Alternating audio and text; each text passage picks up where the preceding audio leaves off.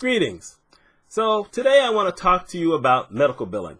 What is medical billing? Should you think about doing medical billing, whether it's for hospitals, physicians, clinics, whatever? And I can pretty much come at this from a great perspective because I've been in what we'll call the revenue cycle area, which starts from admissions all the way through billing and collections, charge capture, whatever. I've been doing this since 1983. And I've been an independent consultant. In June, it'll be my 18th year. I've done it for hospitals. I've done it for physicians. I've done it for federally qualified health centers. We just call them FQHCs. I've done a lot of stuff. So I can tell you how this all goes. So let's get this out of the way. Medical billing is also called patient accounting. It's also called patient services.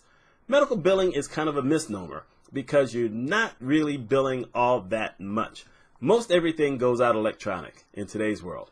There are some claims that don't. For instance, your no-fault claims or anything that has to do with vehicles may not go out electronic because there are extra forms sometimes that have to be filled out. Compensation doesn't always go electronic because there are certain forms that have to be filled out. Sometimes hospitals make arrangements with companies in the area to do physicals or offer certain services for them. All that stuff will be some kind of paper bill. It may be a voucher or it might be what they call a 1500 form, but in general, it's not a whole lot of billing anymore. What medical billing really is follow-up. It's follow-up on claims that have not been paid or have not been paid correctly. But most of the time, it's claims that have not been paid. Now, in general, claims, for the most part, are paid if everything up front is correct. So there's a lot of stuff has to be correct. You got to make sure the name is correct, is spelled correct, date of birth is correct.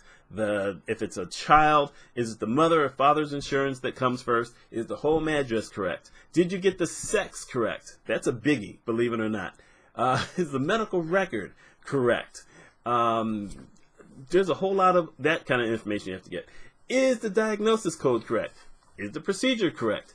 Do the procedures and the diagnosis codes make sense? Are there enough diagnosis codes? Are there enough procedure codes? There's a whole lot of stuff that has to be right for a bill to get out there and get paid. If everyone is trained properly, it's going to happen. Sometimes even with all that, you could have claims that get denied. Claim could get denied because there was no authorization for service. It could get denied because you've already had that particular service and they're not going to cover it again. It could get denied because they're going to say that it's out of network. All kind of stupid stuff. There's all kinds of reasons that claims can get denied. And when claims get denied, it's really the job of medical biller, patient account services, patient accounting person to figure it out and try to get it paid.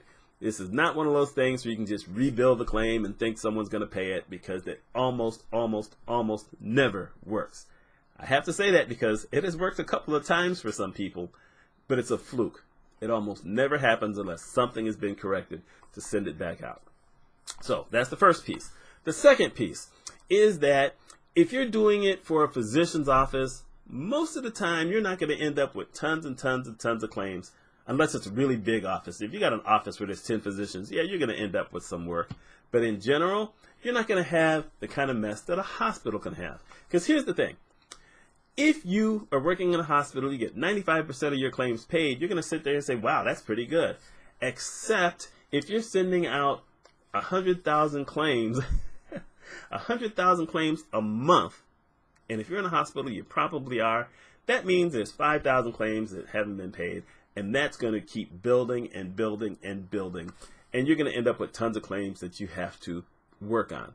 And depending on how many people you have, you could get lucky. If your facility is running well, then maybe you have 2,000 to 2,500 claims you're responsible for. If you're not running well and things are not going well at all, everything is, kind of tough, you could end up anywhere from 4,000 claims to 8,000 claims. Yes. And if you've got something like that, you are in trouble because there's almost no way without having someone who's in a leadership position who actually knows what they're doing and can help you get out of that mess, there's just nowhere you're going. You're going to be spinning your wheels, and your facility is going to be in difficulties. And it may not even be your fault because you weren't trained properly, but things are going to happen. And that's just how it is. So, medical billing. Is this a good thing for people to get into? Well, it depends. Do you like detailed work? If you like a lot of detailed work, yes. Do you want to come in every day and know that you're going to have work? Or do you want to end every single day knowing that you didn't get to everything? Because there's no way you can, and you're going to have to start all over again the next day. Do you want to have one of those jobs where some days you may only get through 10 or 20 claims, or some days you're going to get through maybe 200, 300 claims? It changes all the time.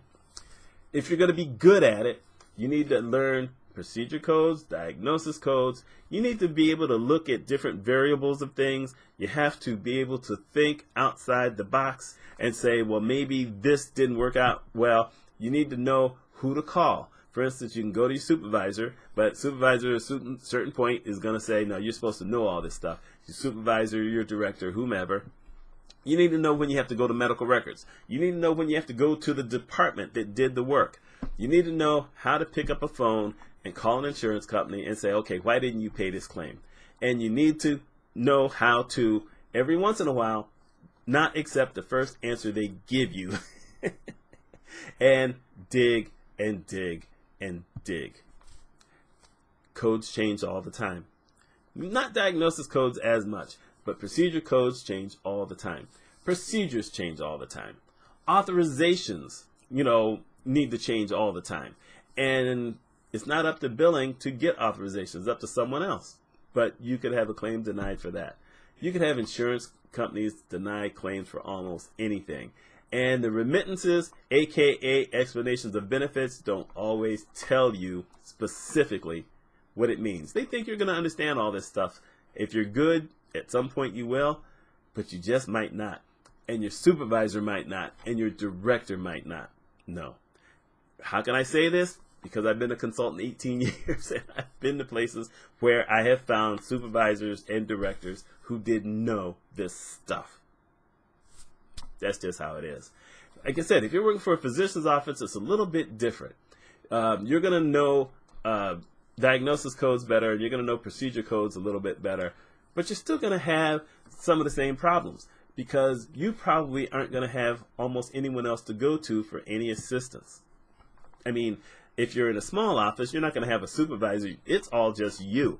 If you're in a bigger office, you may have a supervisor, and hopefully that's someone who knows what's going on.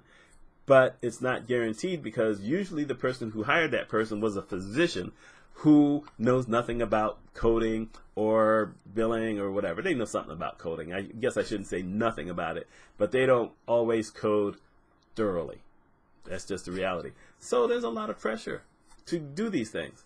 But like I said, if you like detailed work, if you like to get in there and work a lot of stuff and not have a lot of people over you all the time and go in and just work and not have to worry about talking to everybody and making everybody your friend, and you want to work your 8 hours or your 8.5 hours or your 7.5 hours, depending on where you are, it's not a bad gig. Every day, it's the same thing, but it's not the same thing because every day does not always have the same issue, but you're going to have the same type of claims. You could have 100 Medicare claims and every single one of them has something different that's wrong with it as the reason it didn't get paid. So that's not bad. If you need to be somewhere where you can talk to a lot of people, medical billing ain't it. Whether you're doing it in a hospital, whether you're doing it for a physician, or whether you have decided to try to start a service and do it from home. If you need a lot of attention, that's not going to get it done. Now, here's a couple other things you need to know. People might think, well, if there's that many claims, then that means that I've got a job for life. I'm always going to be here. The reason being, there's a lot of stupid consultants and consultant companies and CFOs. I hate to tell you that, but there are. Reason being that when things aren't going well for a hospital, the first group that they start to go after are the people who are non-revenue generating, which is admissions, billing, the people who do all the cleaning, sometimes maintenance. And the thing is, the billing people are the ones who are going to bring in the money. Without the billing people, you don't have enough money to pay everybody. But they don't always know that. So if you think that if your hospital's in trouble, you guys are going to be safe, no, you're not going to be safe all the time. You're just not. They may decide to outsource the billing to another service, in which case it's not that easy. Now, you at least have a little bit of job security in knowing that, you know what, this hospital may go down, but I can go to another hospital. That actually works out well. And quite often, if you've worked in a hospital, you can go work for a physician and do kind of, pretty well. Which is odd because the people who work for physicians actually learn a little bit more. They're not used to like the big numbers of claims, but they understand certain things about coding, which you almost never learn in hospital unless you want to learn it, or unless you work for someone like me when I was a director who can come to you and tell you something about coding. Because I've got CPT books in the house. I had CPT books. A CPT is procedure codes. At the hospital, I had diagnosis code books, but that was when it was called ICD-9. There were 16,000 codes. Now it's ICD-10. There's 116,000. Yeah,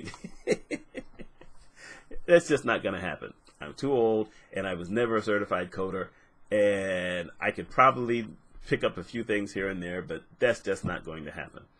But this is the thing with medical billing. One of the other things about medical billing, however, is that if you're really good, you could actually be promoted to a supervisor and in some cases a director, even if you don't have a college degree. You don't have that in a lot of other places, and you don't even have that in a lot of places in a hospital. So it's something to think about. If you're one of those people who wants to be promoted, you want to show off what you can do, and you'd like to be over people and change up the work that you do later on, this is one of the few areas where you can actually do that. It's a little risky because if you lose a job as a director at a hospital, it's hard to get a job as a biller somewhere else. It just is. They're going to wonder why you're not going for another director position. And a supervisor, you could possibly still get a billing job somewhere else if you needed to. So that's always risky, but then again, so is being a consultant. I mean, once you've been a consultant for so many years, it's hard to get a regular job. Most of the time you don't want one, but if you do, they're going to be questioning why you do it. So anyway, what is medical billing? I just told you that. Should you become a medical biller? I've told you what it's like. If you have any questions, let me know. I saw 2 other videos on YouTube that answered the question, what is medical billing? One was a robotic voice, and the other one had a whole lot of text and a guy speaking monotone. So maybe this helps you more. I don't know. Y'all let me know. My name is Mitch Mitchell. Let me know your thoughts, and you have a wonderful week.